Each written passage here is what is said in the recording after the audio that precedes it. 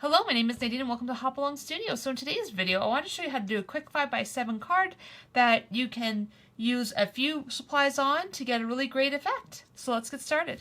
So to start with, I'm going to use this faded type stamp set that I have from Tim Holtz. I believe this is one of his more current releases. I could be wrong though. I have to say I do love his products, but I am not usually the first person to get the very first release of each of his stamps, but that's okay. I usually love his art, so I usually find what I like once I have time to really enjoy them. So I am using this Saddle Brown StazOn ink to basically take a font image and add it to my background.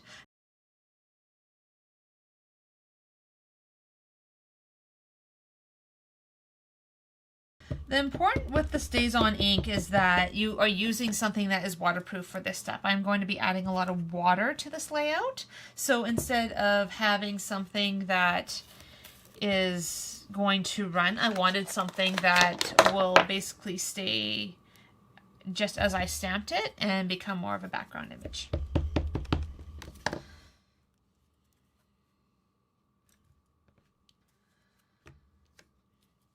Because I don't clean my stamps, I ended up leaving a little bit of archival ink on that, which is why we have a slightly different color. And I'm going to do a second value there. And that's basically all I'm going to add to this background. So now that I've added my background images, the next thing I'm going to do is add my focal images. So this is a really old Tim Holtz stamp set. It's Autumn Blueprint. I've had it for quite a few years, but I still love the images.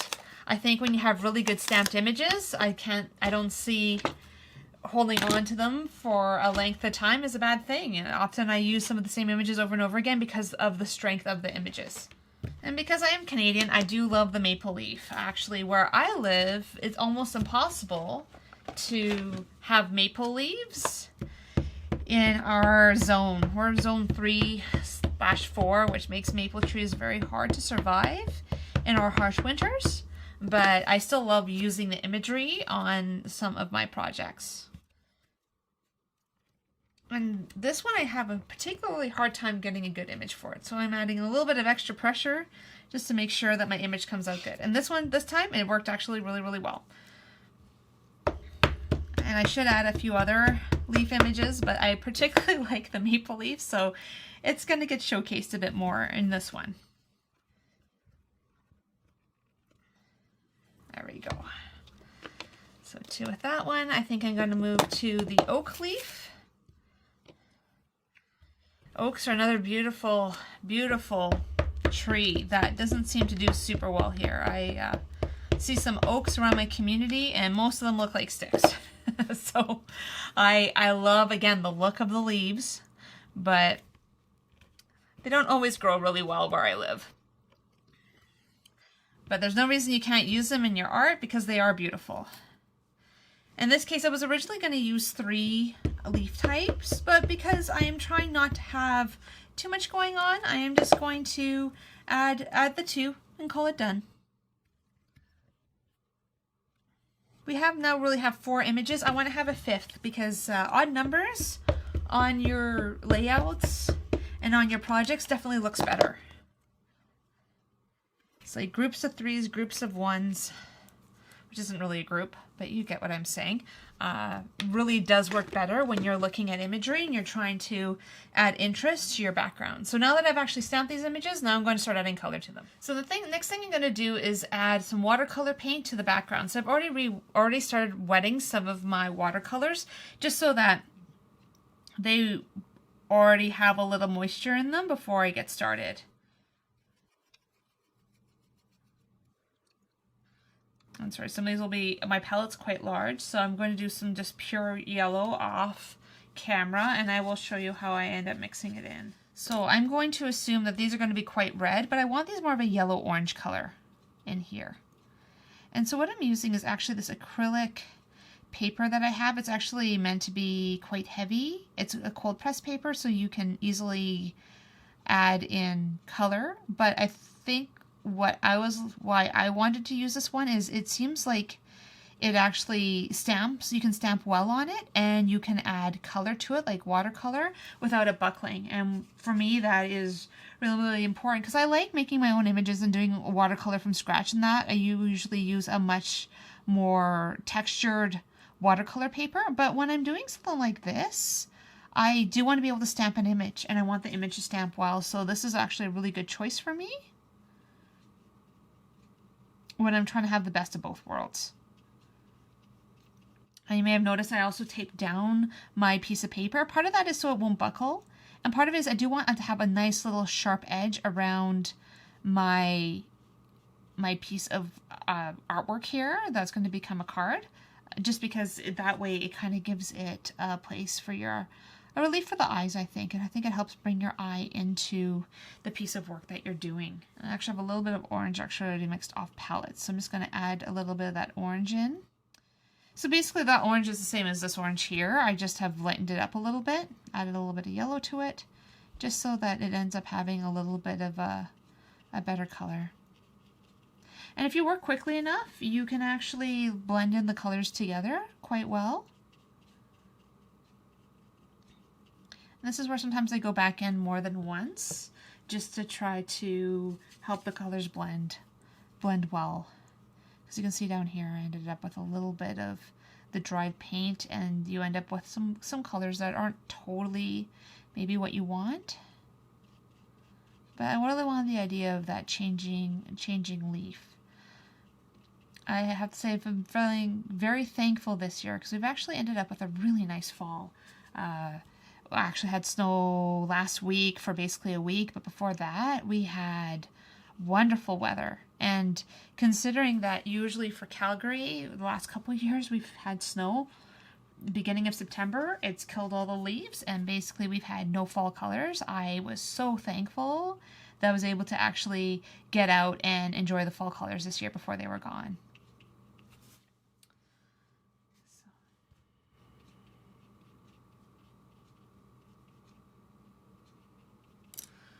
All right, and then the other one, I'm going to also do the other oak leaf.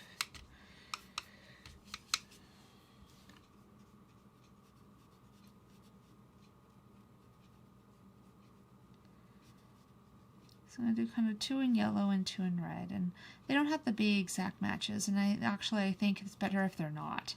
So this is where you can take your own spin on what you see and what colors you have in your area of the world in fall, or even if you get fall.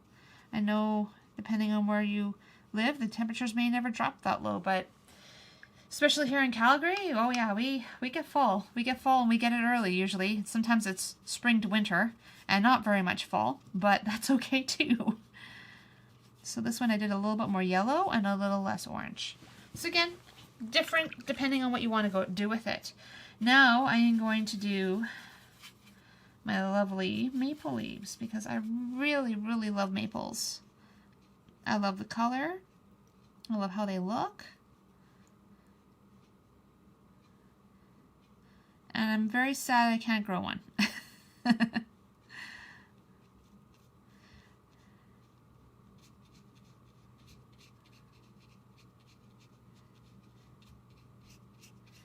I live out west. I actually went out to New York one year to actually see the leaves change, and basically none of them had when we were there, so it was too bad. I think I saw a couple red trees and that was about it, and it was too bad. I was hoping it was going to be a little bit more colorful, but it's okay. I still really enjoyed the trip to New York, and we went to Boston and a few other places, and if you're from that part of the world, like it's looks like a gorgeous place to live.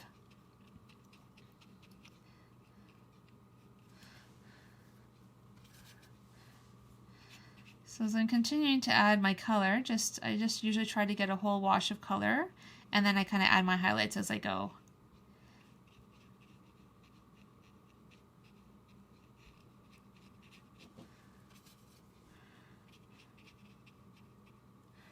And this is like a really deep permanent red color that I'm using for this.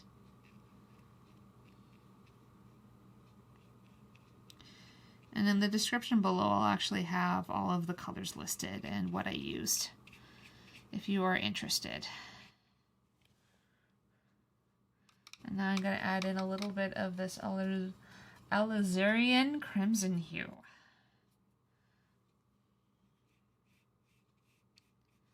Kind of adds a bit more depth to my leaves. Mixes quite well with that other red color. I want these to be quite bold, so I'm going to put actually a little bit more paint in here.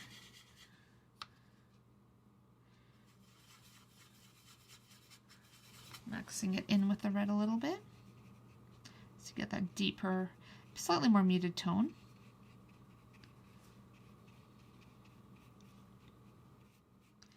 I might add in some orange spots or whatever as I go. We'll see what I decide on. I was hoping not to do this all one color.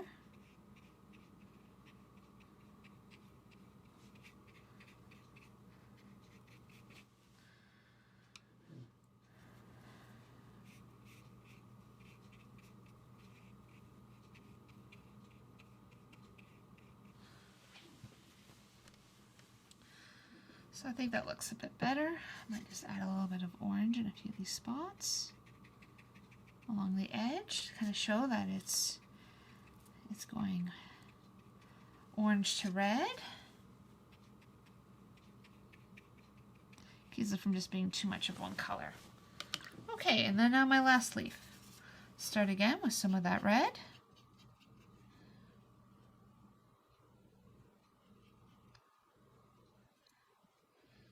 I've been experimenting a lot with papers, just trying to figure out what type of paper I like using for these types of projects. There's a lot of different paper out there, depending on if you're more of like a maker versus an artist. Like as a person who used to basically do a lot of scrapbooking and journaling, and I've actually been moving more into fine art as I've been learning to paint and draw. What I find is interesting is that going to an art store, I realized that there's so many resources and so many papers and so many things out there I wasn't even aware of.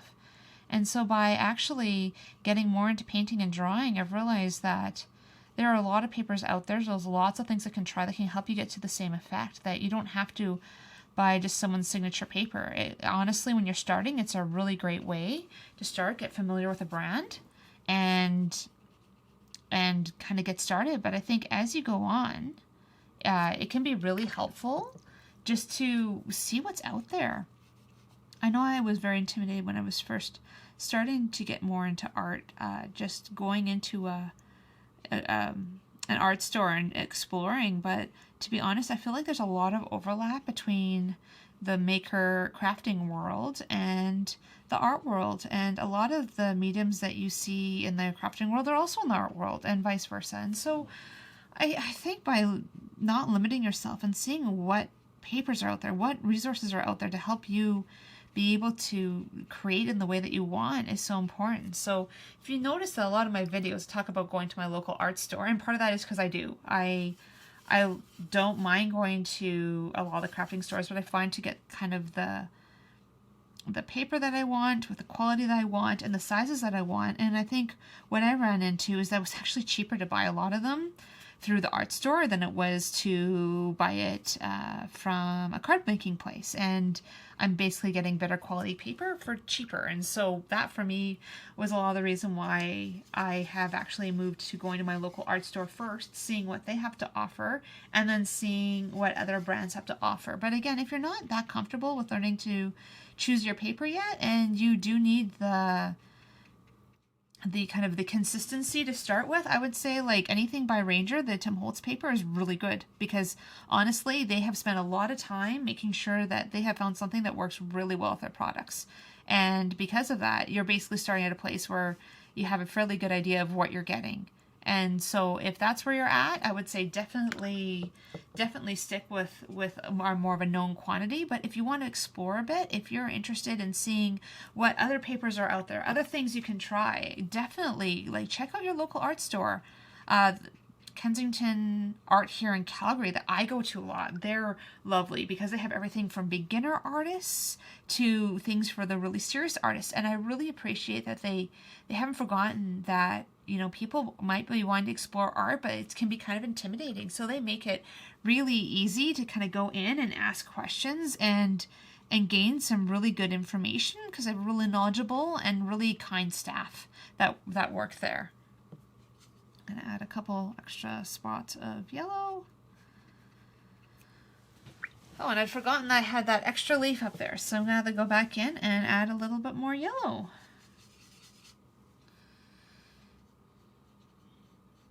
And maybe I should just throw a tiny bit of a green tinge in there because they don't always start out yellow. They sometimes start out a little bit green.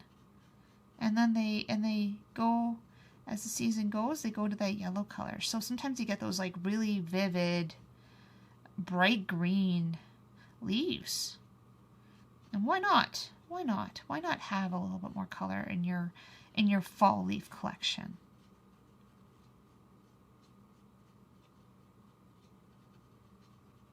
And I noticed that these ones were more of a blueprint stamp and there was other stuff around it, but I don't care. I actually kind of like the idea that they're kind of diverse that way. And again, all of it's background interest as far as I'm concerned.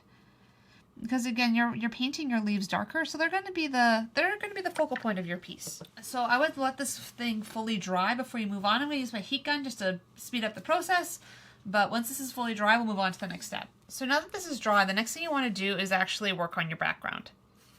And in this case, because I have these leaves and they're nice and they're bright, I don't want to lose that. So I am going to try to add quite a bit of water to my paint to end up with a much softer background.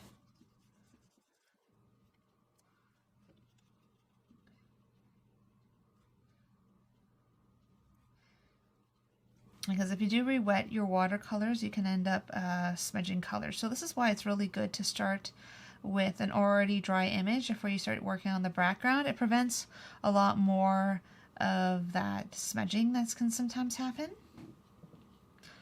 What's also nice about that is if you end up bringing it a situation where you've gone actually past the line, the nice thing is by removing a little bit of the paint, you can clean up edges.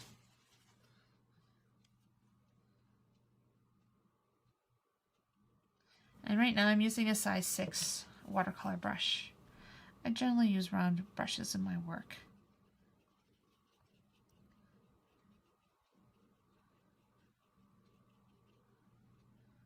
And again, it doesn't have to always be perfect. You don't have to have every little bit just right. You can always have a little bit of white spaces that show through. It's kind of the beauty of watercolor. It doesn't have to be perfect to be effective. And watercolors, it can seem like it's an easy medium to start and not an easy one to master. And even for me, I still struggle a lot, but I do find that simple painting exercises like this do help. So I'm using mostly cobalt blue and turquoise in this background. And it doesn't have to all be the same intensity. You can have some corners a little bit darker. You can have spots that are a little bit lighter. And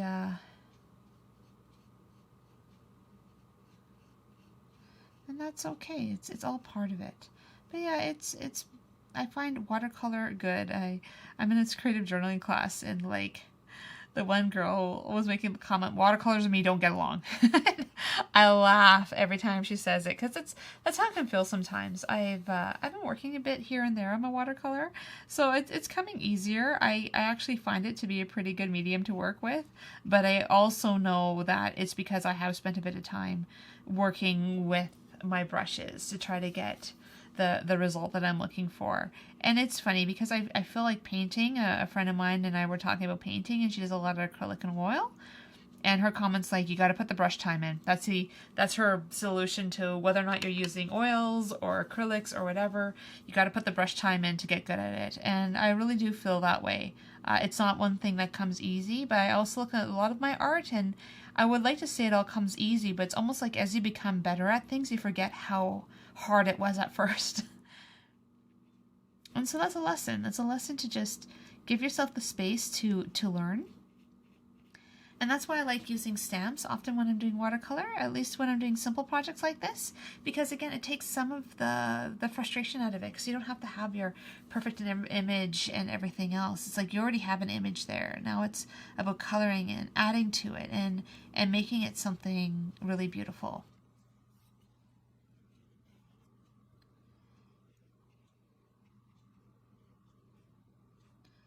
I think my washi tape is actually lifting a little bit there. So I'm going to try to get it to go back down because I don't really want the paint to be slipping underneath that.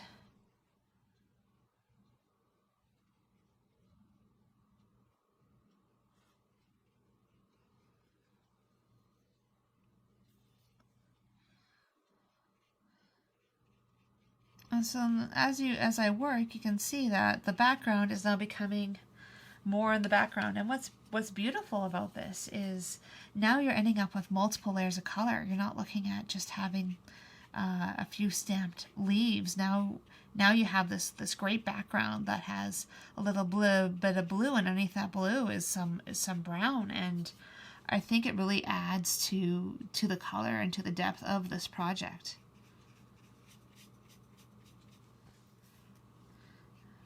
I try to work from top to bottom with this because I'm going to end up putting my hand through my paint if I'm not careful. That happens more often than I like to admit. And this is where working with an easel, not with watercolor, because watercolor moves too much, but I do like to work with an easel with a lot of my acrylic painting. You learn to paint differently with an easel because it is away from you, but then you also don't end up with your hand in things all the time. So it's good. Everything has its place, and you can learn something through the process.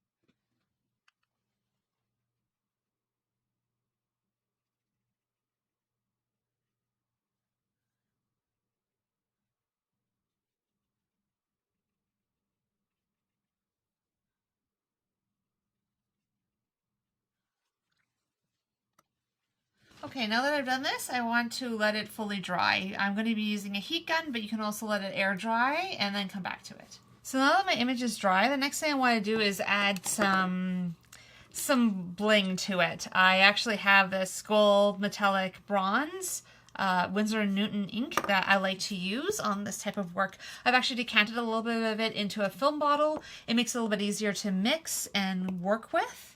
And if you're interested in learning how to use a dip pen, I actually did an article and a video a week or two ago actually about how to use a dip pen in your work. And so if you look, basically this has a lot of, in the resin there's a lot of metallic bits, and so what that requires is for a fair amount of shaking as you work. So in this case, I'm just going to use this piece of paper, and you just want to get your ink flowing as you go. Okay, so now what I'm going to do, I was trying not to do that. That's okay. I'm just going to use this blob, and we're going to make it into something. So instead of it being a mistake, we're going to work it into our work.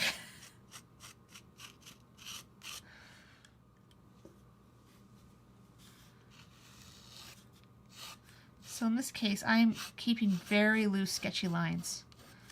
But what this does is this allows the ink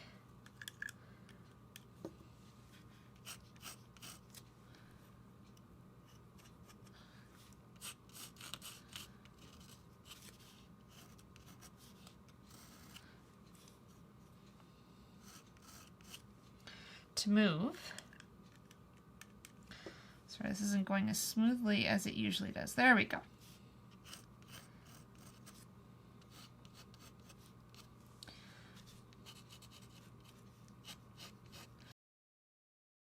You know what? I'm going to actually pull out the good bottle. I'm finding that I think I need to add a bit more to my little bottle. I think what ends up happening, so it looks like this. You have a fair amount of resin, and then you have a lot of kind of the gold leaf stuff in the bottom. And I think what ends up happening with that is if you don't get the resin and the ink mixing perfectly, what you run into is you end up with either too much resin or too much of the gold. And so while I shake this, I should actually probably wipe my pen. You don't want the stuff sticking onto your pen, otherwise you're going to have a hard time with it later on. There we go. And you just want to throw in a few lines here and there, just to add a little bit of interest to your leaves.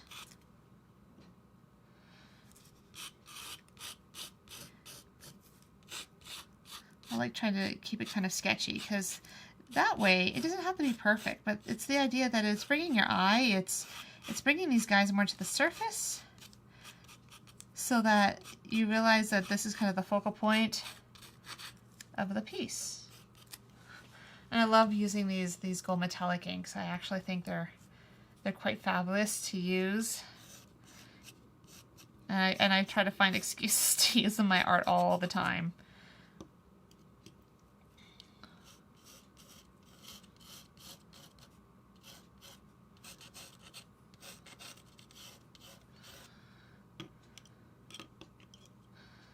And so yeah, if you're interested in learning how to use a dip pen, I actually did do a video a few weeks ago about it, and I will add that link in the comments below so you have that available to you if this is something you want to learn how to do more of. I feel like this guy needs to be a little more sketchy. Sorry guys, I'm having a bit of a ink. My ink is not cooperating like it usually does for me, so... Which shows you, like, it takes work, and some days, I don't know if it's humidity based or what, but some days I just find it works better, it flows better, and other days it's just not willing to work with me. So there you go. You could basically, if you wanted to add more to this, I love leaving this just as a kind of a really nice piece of art. But if you wanted to add to it, you could always just add a little sentiment or thankful or a gratitude comment. I was thinking a lot about gratitude as I was working on this piece. I really believe that even though Thanksgiving in Canada is already done, but Thanksgiving in the States is just around the corner, I really do think we need to think about how we can be thankful and grateful, and maybe pass that on by doing nice cards and sending to people that you know, especially during this pandemic where it's hard to necessarily meet up. This is a great way of showing blessing and gratitude to others. So here is our finished card, and I hope that you have learned something from this tutorial. If you've enjoyed this video, if you could like it, subscribe to my channel, and maybe provide a comment below on what you would like to see in the next video. As well, I have my website, hopalongstudio.com, where I have other tutorials and ideas on how to have a creative habit in your everyday life. I hope you have a really great week, and I will see you next time.